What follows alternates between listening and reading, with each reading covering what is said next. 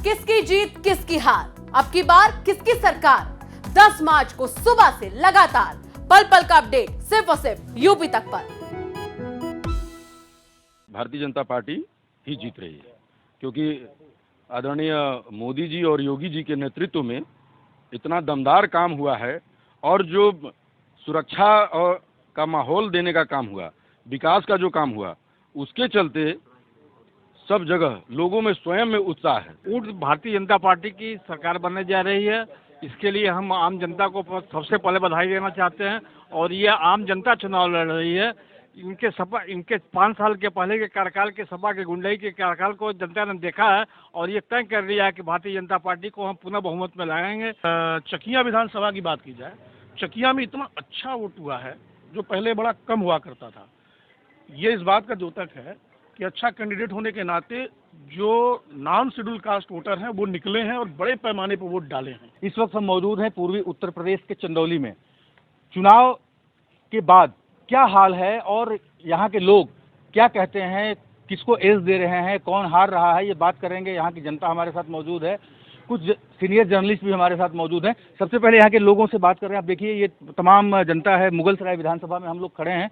यहाँ इन लोगों से हम बात करेंगे और जानने की कोशिश करेंगे ये जो 4 विधानसभा सीटें हैं उसमें भाजपा को कितनी सीटें मिल रही हैं, सपा को कितनी मिल रही है, कांग्रेस को कितनी मिल रही हैं और अन्य दल को कितनी मिल रही हैं।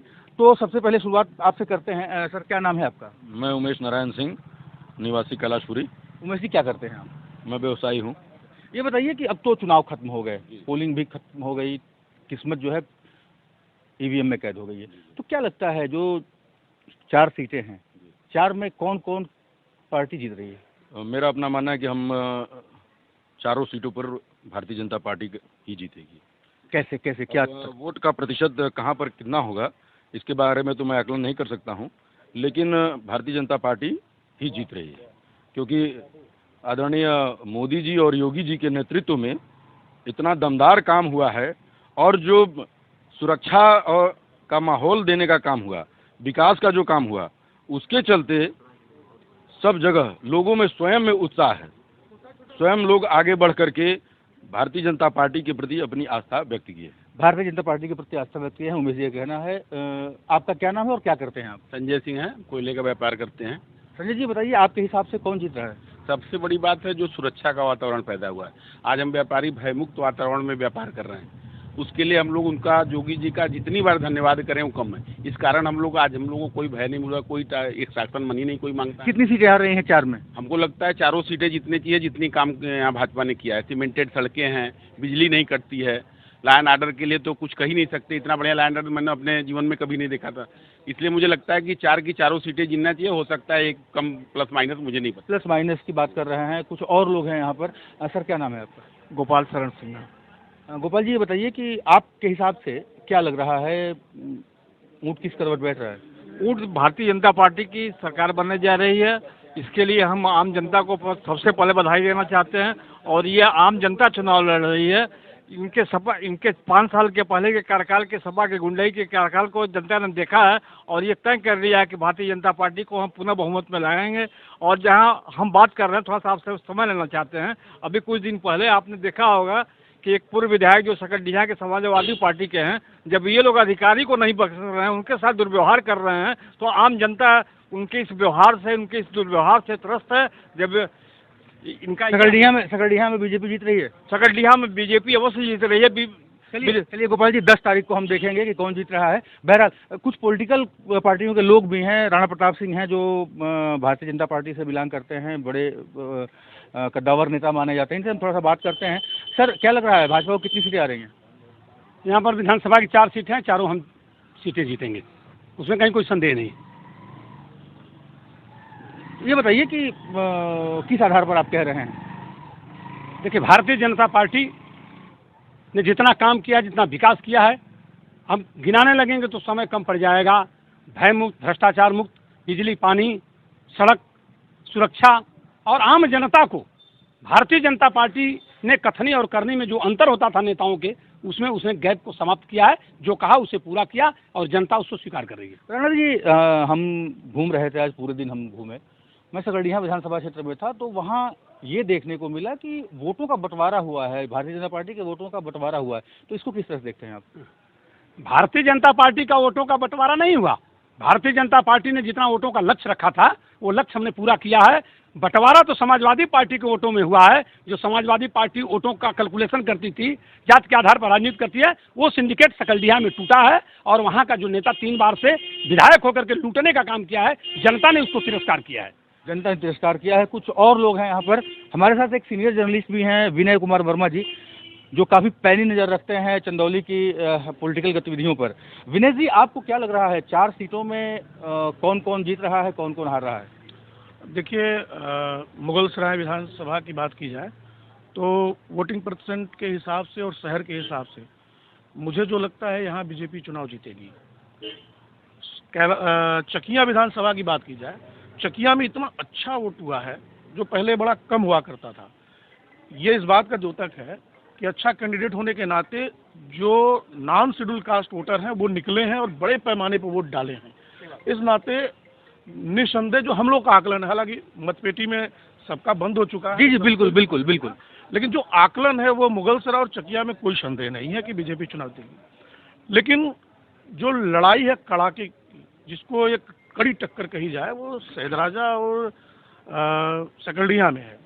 एक बात मैं कहूँगा कि सकलडीहा के चुनाव में जो पिछले बार भी कैंडिडेट थे सुरमुनि जी, इस बार पिछले बार से बहुत अच्छा चुनाव लड़े हैं। तो आपको क्या लगता है, जैसे वहाँ पर अगर जातिगत आंकड़ों की बात की जाए विनय जी, तो यादव बहुल इलाका है, जिनके बल पर प्रभु नारायण यादव जीतते आए हैं, समाजवादी पार्टी जीतती रही है। ठाकुर वोट जो है वो बंटने की बात की जा रही है, जैसा कि मैं घूम रहा था। ब्राह्मण वोट, सुरमुनि तिवारी ब्राह्मण हैं, आते हैं ब्राह्मण कम्युनिटी से, तो वहाँ भी जो बीएसपी के कैंडिडेट थे वो भी जो हैं वो ब्राह्मण हैं। तो आपको नहीं लगता कि जो वोटों का बंटवारा हुआ है?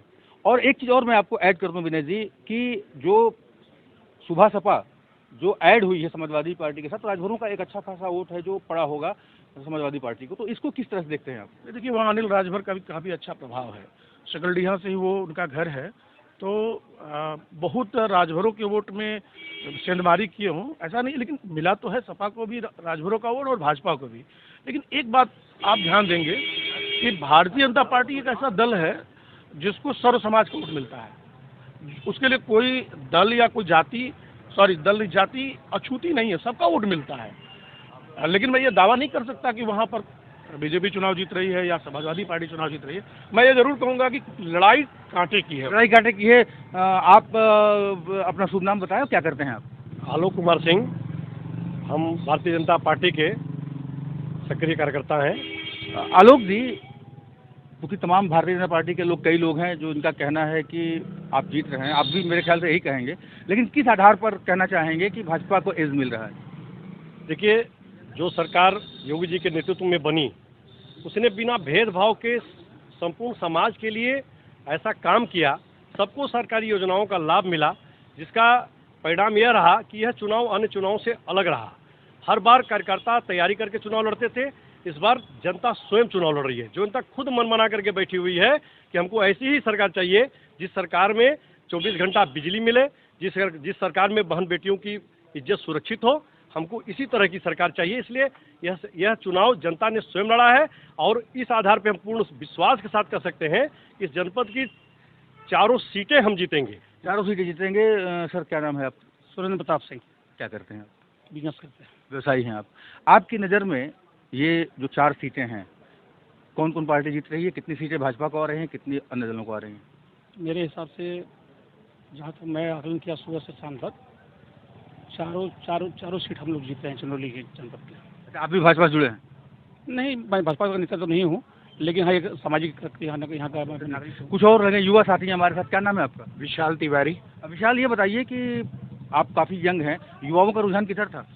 युवाओं का पूरा रुझान एक ही है कि 10 मार्च साइकिल साफ, यही मोटिवेशन लेकर के पूरे चंदौली जिले में आज के डेट में वोटिंग हुई है। और इस बार फिर से फगवा की होली खेलनी जाएगी। क्यों? आदरणीय मुख्यमंत्री जी द्वारा और प्रधानमंत्री जी के द्वारा किए गए कार्य, मंदिर, राष्ट्रभाव, जिस तरीके से पूर्ण सरकार की तरफ से एक एक लोगों तक इम्प्लीमेंट किया गया, हर योजनाओं का लाभ पहुंचाया। योजनाएं थी, योजनाओं को लेकर के उनका कहना है भाई साहब का कि मिला होगा वोट बीजेपी को। विनय जी से के पास हम फिर आना चाहेंगे। विनय जी, इस बार मुद्दे जो थे वो हर फेज में बदले। अगर हम पूरे उत्तर प्रदेश की बात करें, क्योंकि आप पहली नज़र रखते हैं इसलिए मैं आपसे जानना चाहूँगा, पहले फेज में नकाब हिजाब, उसके दूसरे फेज में किसान, अन्ना जानवर, अंतिम फेज जो था हम लोगों का जिसमें चंदौली भी शामिल था, पूर्वांचल के कई जिले थे, माफिया, क्योंकि पूर्वांचल के कई माफिया भी इस बार चुनाव लड़े। अंसारी खानदान के जो चश्मो चिराग हैं दोनों, वो आज उनकी भी किस्मत एक उसमें बंद हो गई ईवीएम में। तो ये बताइए कि मुद्दे जो हैं कितना हावी थे? देखिए, मुझे हंसी आती है, आखिरी चरण 2 चरणों में मुझे लगता है कि मुद्दों के मामले में सबसे अधिक नुकसान समाजवादी पार्टी को हुआ। उसका 2 वजह है। 5 चरण के चुनाव के बाद इन लोगों ने मान लिया कि बस हम आ ही रहे हैं और हमारी सरकार बन रही है, और इन लोगों ने लड़ाई झगड़े, मारपीट, बयानबाजी, जैसे मुख्तार जी के लड़का ने कहा कि 6 महीने कोई तबादला नहीं होगा और पहले हिसाब होगा फिर कोई काम होगा।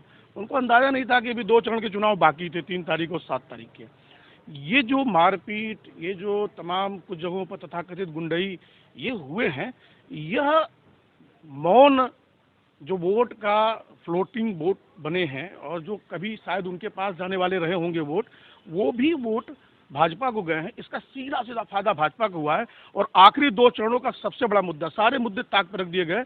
मुझे जो लगता है ये जो घटनाएं मारपीट की या भाषणबाजी हुई है जिस तरह की, उसके बाद केवल गुंडई एक मुद्दा बचा रह गया। गुंडई एक मुद्दा बचा। बीजेपी लगातार कह रही थी विनय जी कि हमने राशन दिया है, फ्री का नमक दिया है, बिजली दी है, घर दिया है, उज्ज्वला योजना का लाभ दिया है लोगों को। तो आपको क्या लगता है इसका कुछ फर्क पड़ा है, या ये लाभार्थी भी जो है जातिगत आंकड़ों में फंस करके जाति की तरफ चले गए होंगे? नहीं, देखिए, ये एक बड़ी बात है। एक जर्नलिस्ट पे मैंने इस बात को महसूस किया कि पहली बार कोई सरकार गरीबों के बीच में अपनी जगह बनाने में कामयाब हुई है। गरीब का मतलब शेड्यूल कास्ट नहीं होता है, गरीब का मतलब एक जाति नहीं होती है। गरीब तो हर जाति के लोग होते हैं। जो अर्थ जिनके पास कमज़ोर हैं, जो खा पी नहीं पाते हैं, जिनके पास समस्याएं हैं, वो गरीब होते हैं। और उन सभी जाति वर्ग, सभी धर्म के लोगों को लाभ मिला है, इसमें कोई दो राय नहीं। अब जो राजनीतिक प्रतिबद्ध लोग हैं वो तो अपने राजनीतिक दलों के साथ जाएंगे, लेकिन यकीन मानिए हम लोग जब क्षेत्र में घूम रहे थे और गरीबों के बीच में चर्चा कर रहे थे, तो गरीब महिलाएं, गरीब पुरुष ये कह रहे थे जे राशन दिले कि हम भुला जाए। तो कहीं ना कहीं से ये जो पॉइंट है, यह मौन फ्लोटर वोटों के लिए बीजेपी को फायदा देगा।